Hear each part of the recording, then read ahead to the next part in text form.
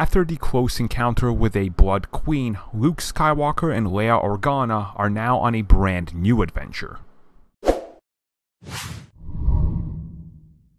So as we get into the comic, we see that Leia and Luke are heading for a nebula, and despite Leia constantly telling Luke not to go in there as this would be very dangerous, he has to because the Empire is chasing them.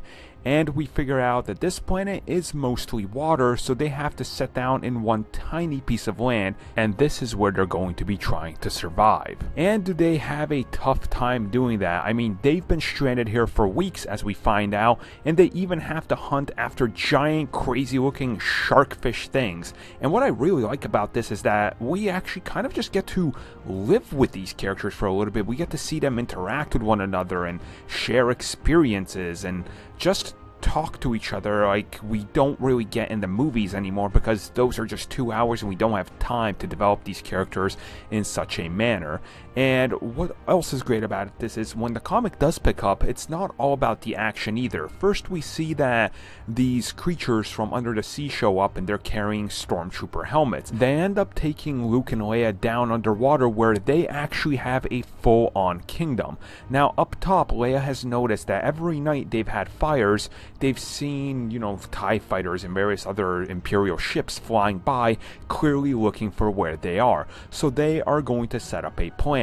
Build a giant fire to attract their attention, and Luke is going to be waiting for it. Unfortunately, what ends up showing up is an AT-AT coming out of the water, but fortunately for them, as they talk about earlier in the comic, there was whole periods of time where Luke and Leia would run away from home, and at these times, they would both learn valuable skills.